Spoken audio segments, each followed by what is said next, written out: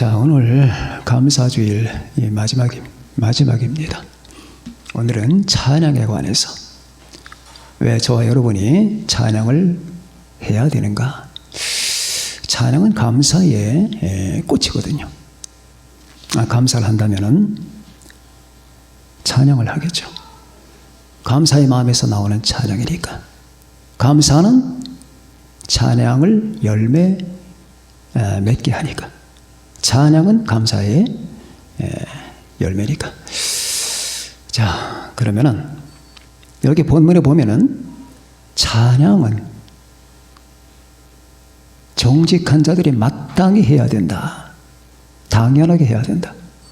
선택의 여지가 없다. 한 인간이, 자, 확대 해석합니다. 한 인간이 인간답다는 것은 감사하고 찬양하는 것이다. 바꿔 말하면 감사의 정신과 찬양의 정신이 없다면 그런 사람이 아니다. 그런 뜻이 되겠습니다. 이 문장이 그렇잖아요. 의인들아. 그 의인들이래요. 그럼 이걸 안 하면 악인이 되는 거 아니에요. 의인들아, 여호와를 찬송하라. 찬송은 정직한 자들이 마땅히 해야 된다. 그러면 왜 많은 사람이 이걸 모르는가? 정직하지 않기 때문에, 의롭지 않기 때문에. 그럼 왜 그들은 정직하지 않고 의롭지 않게 됐나? 마음에 하나님을 경외하고 신앙하는 마음이 없기 때문입니다. 눈을 가린 거예요. 눈이 가렸기 때문에 그들은 왜 내가 하나님께 감사해야 되는지, 찬송해야 되는지를 모르는 겁니다. 그래서 눈이 떠야 되겠죠. 무엇이 우리 눈을 뜨게 하는 건가? 은혜가 눈을 뜨게 합니다. 하나님의 계시가 눈을 뜨게 하는 거예요. 오늘 저는 여러분에게 두 가지 대제를 말씀드리려고 합니다. 찬양이냐 나르시시즘이냐. 나르시시즘이 뭔지는 아시죠? 자기도취입니다. 그리스 신화에 나오는데 나르시스라고 하는 청년이 우물가에 앉았다가 그 물에 비친 자기 얼굴이 너무 아름다워서 그걸 사랑하게 됐어요. 결국 자기를 사랑하게 된 거죠. 그러다 물에 빠져 죽었습니다. 거기서 피어난 꽃이 수선화라고 합니다. 그러니까 나르시스가 우물가에 앉아서 물을 내려다보던 중에 거울에 이 물에 비친 자기 얼굴이 너무 사랑스러워서 그걸 사랑했어요. 하염없이 바라보다가 빠져 죽은 자, 이게 나르시시즘입니다. 그래서 자기 도취를 나르시시즘이라고 합니다. 자, 찬양의 반대말을 왜 저는 나르시시즘으로 했을까? 찬양은 하나님의 집중이고 나르시시즘은 자기 집중이기 때문에. 그러면 찬양을 못하는 거예요. 우리가 하나님께 집중하거나 하나님께 시선을 두게 되면 우리가 왜 그분을 찬송해야 되는지를 압니다. 그런데 죄인들의 특성은 뭐냐? 자기 집중이거든. 죄인이라는 말 자체가 자기 집중자, 자기 숭배자, 자기 중심자를 말하는 거예요. 사람은 태어날 때 죄인으로 태어나기 때문에 다 이런 본성을 가지고 태어나요. 우린 내버려 두면은, 여러분과 제가 내버려 두면은 그냥 다 자기 중심자가 돼요. 하나님의 은혜로 구원받지 않은 사람들은 불가피하게 다 자기 중심자예요. 다 자기 애기들 보세요. 애기들이 필요해서 하는 행동도 있고 점점점 그 자기 중심이 강해져요. 자기에게 집중하는 겁니다. 모든 시선을 다 자기에게 집중해서 풀어가려고 하는 게 바로 그런 걸 보면서 우리가 사람은 죄인이구나. 그래서 여러분과 제가 이걸 피하는 길은 우리 하나님의 은혜를 받고 주님을 만나는 길이에요. 주님을 만나는 동시에 하나님의 은혜를 받고 그 은혜는 여러분을 충격을 주면서 우리 안인 이 자기 중심과 이 이기심을 파괴시켜버립니다. 깨뜨려 버려요. 그래서 한 인간이 예수 그리스도의 십자가에 부딪히지 않는 한 그 사람은 끝없이 자기 중심 가운데 빠졌습니다. 왜? 십자가에서 하나님은 자기를 깨뜨렸거든. 하나님이 무슨 죄가 있기에, 무슨 죄가 있기에 하나님이 자기를 깨뜨리냐고. 하나님은 나는 완전한 하나님인데 죄인들이 너희를 위해서 내가 나를 깬다 하면서 우리 하나님이 십자가에서 자기를 깨뜨린 거예요. 부순 겁니다. 못 박힌 겁니다. 그 장면을 대하면은 인간은 전율을 합니다. 도대체 이게 뭔가? 왜 이런 일이 벌어지는 건가? 맨 처음에는 몰라요. 어리둥절합니다. 은혜는 바로 인간을 어리둥절하게 만드는 거예요. 어리둥절해요. 이게 도대체 뭐냐? 왜 하나님은 항변도 안 하십니다. 변명도 안 하세요. 그냥 못 박히는 거예요. 온갖 고통과 아픔과 수모를 다 겪으면서 가만히 계십니다. 그래서 이 십자가의 사건에 담긴 의미를 인간이 알 때에 십자가에 부딪혔다. 십자가 은혜에 부딪히는 순간에 인간은 자아가 깨지기 시작하는 겁니다. 하염없이 부서지기 시작하는 겁니다. 동시에 하나님의 성령이 역사하시면서 그 사람의 자아 변화를 도우시는 거예요. 그래서 은혜를 체험해야 된다는 겁니다. 그렇지 않으면 나르시시즘에 빠져요. 자기 중심. 나밖에 없거든. 아담과 하와가 타락한 이후에 인간에게는 내가 다야. 물론 그들에게 눈에 보이는 것도 있죠. 다른 사람들도 보이고 우주도 보이고 해와 달도 보입니다. 그러나 자기 내면 세계, 관심의 세계에서는 나밖에 안 보이는 거예요. 그래서 바로 하나님의 은혜는 이걸 깨뜨린다라고 하는 겁니다. 그러면 우리가 하나님의 은혜를 접한 사람, 조금 이따 다시 말씀드리겠지만 그때 우리에게는 감사와 찬양의 심정이 생기는 겁니다. 찬양이냐? 왜 나는 하나님을 찬양하지 못하는 것인가? 왜 나는 모든 만물을 감사의 논리로 해석하지 못하는 것인가? 왜 불평과 불만과 저주와 판단의 논리로 모든 매사를 그렇게 대하는 것인가? 내 안에 뭔가 잘못됨이 있는 게 아닌 건가? 나는 빗줄기 하나, 눈송이 하나, 이슬방울 하나, 꽃 한 송이, 그리고 보면서 왜 내 가슴은 뭉클하지 못하고 눈물이 나지 않는 건가? 왜 나는 거기에는 관심조차 없는 것인가? 온 세계를 다 동원해서 꽃 한 송이를 한번 만들어 보라고 그래라. 우리는 거침없이 길가에 핀 꽃들을 발로 밟아요. 그러나 우주가 동원돼도 꽃 한 송이 못 만듭니다. 왜 나는 이 기적 같은 사실을 못 보는 것인가? 주여, 나아가 왜 나는 부모님의 사랑, 왜 나는 더 나아가 하나님의 사랑, 이런 걸 못 보는 것인가? 왜 나는 감사하지 못하는 것인가? 내가 지금 얼마나 좋은 조건 가운데 있나? 나는 지금 저 빈민국에 있는 사람보다 100배나 더 좋은 조건 가운데 있다. 나는 너무나 잘 산다. 그런데 왜 나는 감사하고 이렇게 되게 된 하나님의 은혜를 찬송하지 못하는 것인가? 나는 아직도 나르시시즘, 자기 도취에 빠져있다 라고 하는 생각을 우리가 하게 될 때에 우리는 그때 이제 출발을 하는 겁니다. 의인들아, 하나님을 찬송하라. 이것이 정직한 자들이 마땅히 갈 길이다. 정직하다면, 마음이 정직하다면 너는 찬송할 것이다 라는 논리가 되겠습니다. 마음이 정직하다면 감사할 것이다. 심지어 우린 옆에 사람한테도 감사해야 돼요. 왜 그럴까요? 지금 옆에서 한 사람이 죽어보세요. 여러분의 기쁨이 엄청나게 파괴됩니다. 이만한 분량이 파괴돼요. 또 한 사람이 죽었습니다. 여러분의 기쁨이 파괴되는 거예요. 제가 죽었습니다. 이 공간을 어떻게 채울 겁니까? 아, 그런 거나. 난 평소에 이런 생각도 못 했구나. 저 사람의 공간을 누가 채울 건가? 왜 나는 이 생각 없이 그냥 불만하고 불평하고 비난하며 살아가는 건가? 내가 뭔가 잘못해도 크게 잘못됐지.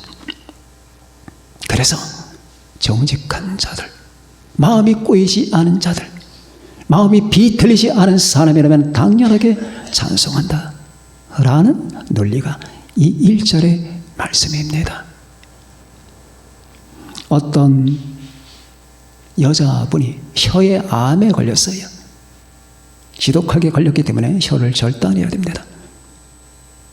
혀를 절단하기 전에 의사들이 질문합니다. 이제 이 세상에서 말을 할 수 있는 기회가 없습니다. 혀를 절단하기 전에 한마디 하시겠습니까? 다시는 기회가 없습니다. 그분은 주저없이 날 구원하신 주 예수 그리스도를 찬송합니다. 그리고 혀를 절단했습니다. 도대체 저 여자와 나는 무슨 차이가 있는 것인가? 왜 저런 생각이 내게는 없는 것인가? 여러분들은 있으시겠죠? 자, 이런 마음들, 이게 바로 정직한 심령이라고 하는 겁니다. 사울은 끝없이 자기 집중에 빠졌습니다. 사울은 자기 집중의 대명사입니다. 그보다 더 지독한 사람이 가룟 유다입니다. 자기 밖에는 모르는 사람이에요. 나중에 주님은 그에게 그런 질문하지. 대답을 하십니다. 너는 안 태어났으면 좋을 뻔했다. 그런 사람이 끝없이 자기 집중과 나르시시즘에 빠졌는데, 그러면은 그렇게 나르시시즘에 빠진 사람들이 그럼 그 나라고 하는 거를 더 영화롭게 하느냐? 영광스럽게 만드느냐? 아닙니다. 그럴수록 해롭게 하는 거거든요. 나중엔 여러분 어떻게 됩니까? 전멸입니다. 파괴입니다. 파멸이에요.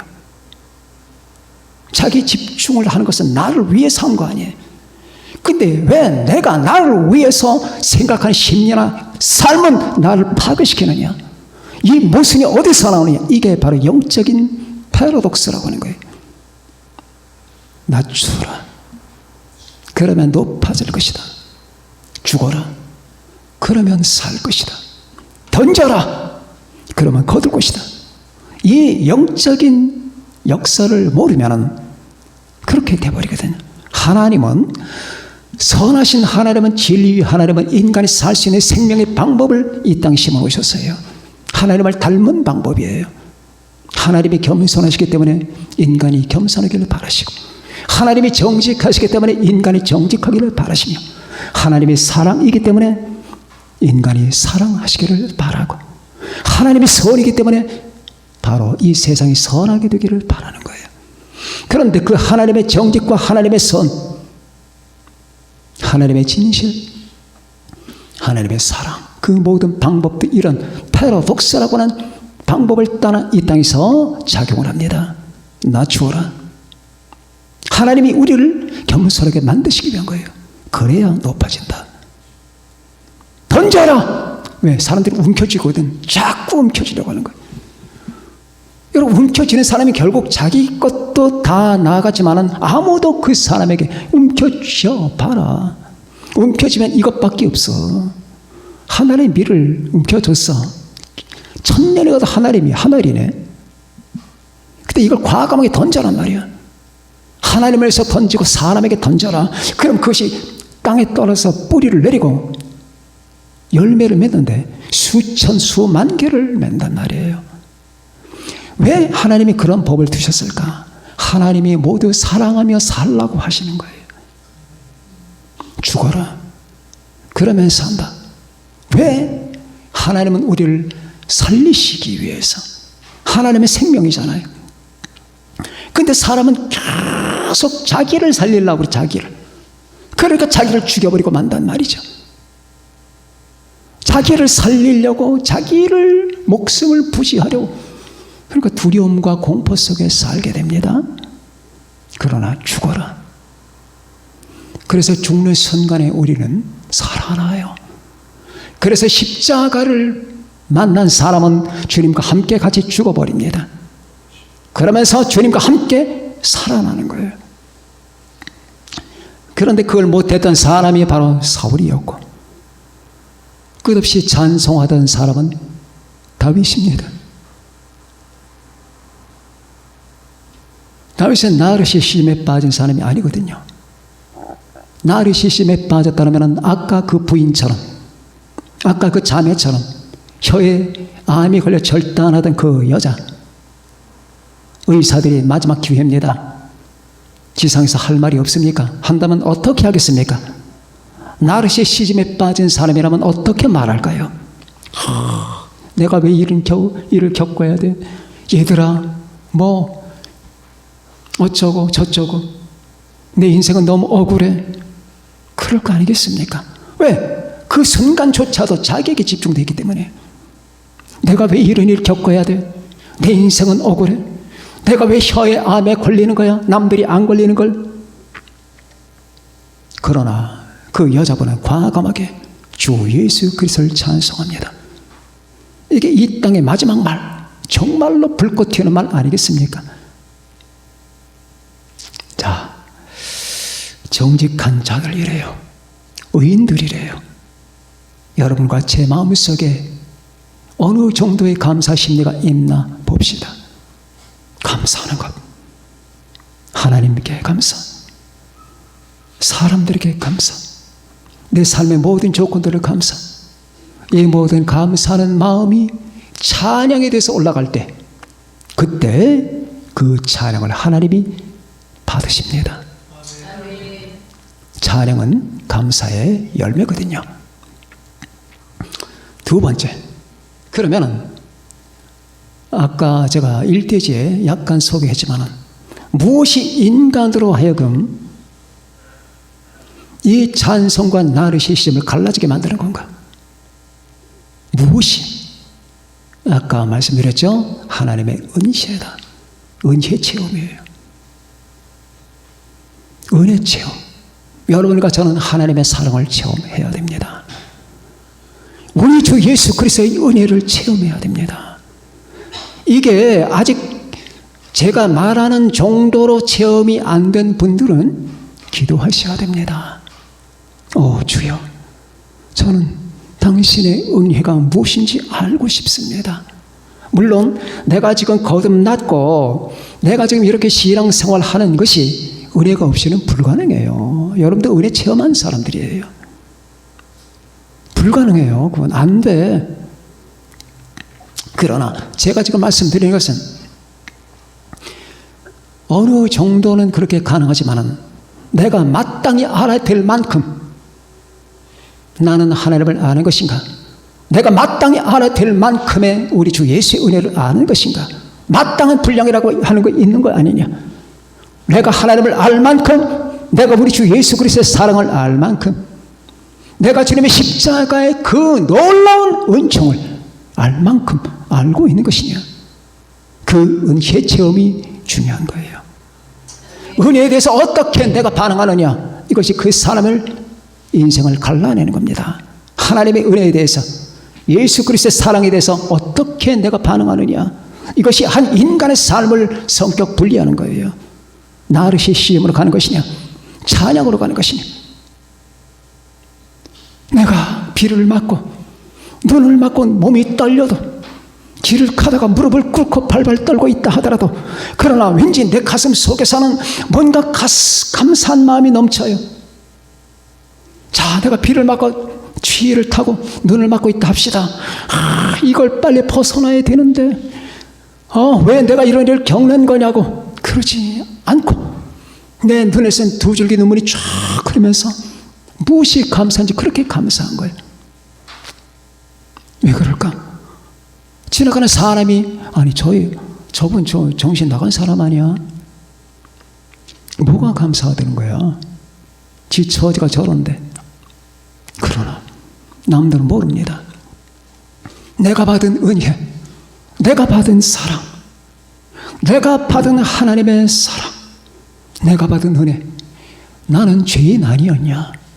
이 죄인을 하나님이 대하시는 그 처우가 어땠었냐? 그 처우는 놀라운 것이었다. 이런 모든 것들이 나로 하여금 비를 맞고 눈을 맞고 무릎을 꿇고 있어도 내 가슴 한복판을 뜨겁게 만드는데 그 뜨거움이 얼마나 뜨거운지 몰라. 너무나 뜨거워요. 주여 감사합니다. 발발 떠는데 사람들이 추워서 떠는 줄 알았어요. 그런데 사실은 이 사람 은혜로 떠는 거란 말이지. 하나님의 은혜. 거기서 찬송이 나오는 거예요. 은혜에 대한 반응, 이것이 중요한 겁니다. 여러분과 저는 어떻게 반응하십니까? 하나님의 은혜를 아시나요? 주 예수 그리스도의 희생을 아시나요? 안다면 여러분과 제 가슴의 심리와 논리는 어떤 겁니까? 얼마 전에 유튜브를 보고 포털 사이트에서 글을 봤는데 브라질 도시였던 칸피나스에서 한 이상한 사건이 생겼어요.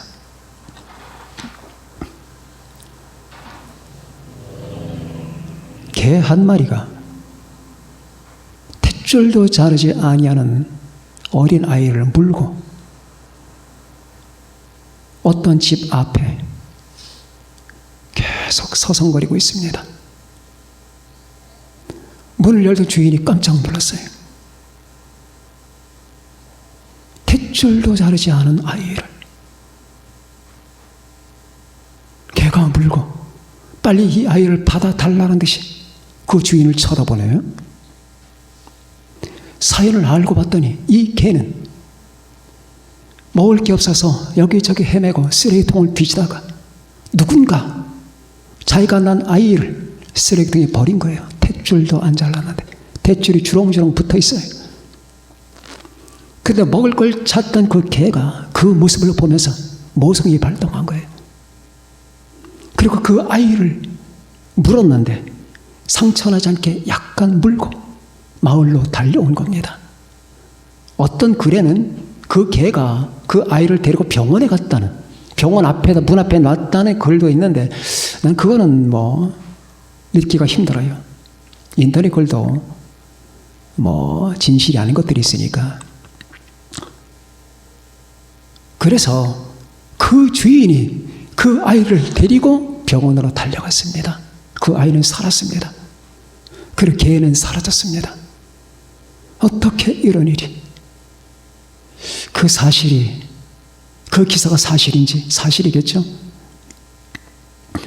아이를 갖다 내버리는 마음은 무엇이고 그 개를 살리겠다는 개의 마음은 무엇이냐? 어떻게 한 사건에 대해서 이렇게 반응하느냐? 개도 그런 반응을 안 보이는데 내 뱃속에서 난 아이를 탯줄도 자르지 않고 쓰레기통에 갖다 버렸단 말이죠. 그런 사람의, 그런 부모의 마음은 무엇이고 그 버려진 아이를 자기가 먹어도 되는데 그 배고픈 개가 살짝 물고 사람이 사는 마을로 달려와서 이 애를 살리라고 갖다 주는 개의 마음은 또 무엇인가? 한 사건에 임하는 태도가 이렇게 다를 수가 있을까? 사람도 아닌 짐승인데 하나의 사건, 하나의 진실에 임하는 태도도 이렇게 달라지는 거예요. 인간은 수천만 가지 태도가 있어요. 자, 하나님 앞에, 성경 앞에, 진리 앞에, 십자가 앞에 모든 인간들이 있잖아요. 다 달라요. 어떻게 이렇게 달라질 수가 있을까? 그 다름이 인간의 운명을 바꾸는 거예요. 그 다름이 나르시 시즘이나 아니면 찬송이나가 발생하게 만드는 거예요. 다름. 하나님의 은혜에 대해서 인간적인 반응이냐 비인간적인 반응이냐 믿음의 반응이냐 죄스러운 반응이냐 그에 따라 달라지는 겁니다. 그래서 이 은혜가 사람의 길을 바꾸는 거예요. 하나님의 은혜. 우리는 수없이 말씀을 듣고 성경을 보잖아요. 여기 계신 분들은 모두 다 하나님의 은혜에 적극적 반응을 하는 사람이라고 믿습니다. 그런데 이 세상에는 그렇지 못한 사람들이 얼마나 많아요. 자기가 뵌 아이는 하나님의 은혜잖아요. 은혜를 쓰레기통에 갖다 버려. 그 아이에게 얼마나 모욕을 준 겁니까?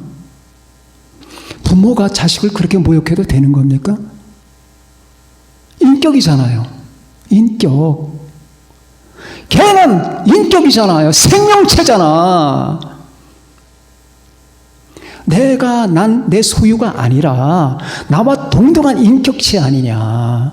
그 인격체를 다른 사람에게 입양시켜도 미안한데 그 아이를 탯줄도 자르지 않고 포대기도 감지 않고 음식물 쓰레기 그렇게 처리한다고? 어떻게 살 거야 앞으로 그 부모는 그 죄스러움 때문에. 걔는 말을 못하고 논리적인 생각을 못하지만은 그 아이에게 치명적인 모욕을 가한 거 아니냐. 어떻게 인간을 그렇게 모욕할 수 있느냐. 김정은이도 그렇게는 안 한다. 자, 그렇게 한 사건을 대하는 태도가 이렇게 달라지는 거. 자, 그래서 은혜에 대한 반응이 이렇게 사람을 가르는 겁니다. 사랑하는 여러분들, 우리는 하나님의 은혜에 대해서 어떻게 반응하고 있나? 혹시 내 가슴 속에 주님의 은혜에 대해서 감사하려고 하는데 그게 잘 안 된다면은 주여, 나는 내 안에 병을 가지고 있습니다. 나는 내가 생각할 때 마땅하게 이렇게 나는 대해야 됩니다. 하나님의 은혜에 대해서 감격하고 감사하고 나는 차라리 죽을지언정 하나님의 은혜, 주 예수 그리스도의 사랑에 대해서 나는 무릎을 꿇어야 됩니다. 그걸 아는데 왠지 내 심정 그렇게 안 됩니다. 왜? 우리 안에 죄가 있기 때문이에요. 로마서에서 그런 말을 했죠. 나는 선을 원하는데 내가 행하는 것은 악이로다. 그렇게 해야 되는 걸 아는데 내 안에 죄가 나를 사로잡아서 나로 마땅한 행동을 못하게 만드는 이 사연, 슬픈 사연 아니겠습니까? 그래서 주여, 이 죄인을 불쌍히 여기소서라는 기도가 거기서 나오는 거예요. 주여, 저것이 광신자들이 하는 관용어가 아니에요. 주여, 이 죄인을 불쌍히 여기소서. 나는 인간 작동을 못하는 존재입니다. 그래서 그럴수록에 하나님은 우리에게 은혜를 더 베푸셨어요. 우리의 이 죄성을 죽이시고 우리 안에 진정한 신앙성, 그래서 그 신앙으로 말미암은 사랑과 감사가 넘치게 하시는 거예요. 이 땅에 막 모든 것을 다 감사하고 감사하고 찬양하고 사랑하는 사람들을 보면 괜히 저런 다 생각하지 마세요. 그들의 믿음이 그만큼 고양되어 있는 거예요. 자, 이 감사절기에 우리 사랑하는 교우들과 제가 오늘 시편 33편 1절의 말씀, 너희 의인들아 여호와를 찬송하라. 찬송은 정직한 자들이 마땅히 할 바로다. 이 말씀을 깊이 묵상하면서 여러분과 제가 하나님 앞에 정직한 자가 되십시다. 예수 그리스도의 은혜를 아는 우리 주님의 피의 공로에 사로잡힌 우리 의로운 의인들이 됩시다. 이같이 사시겠다는 분은 모두 크게 아멘 하십시다. 아멘. 기도합니다.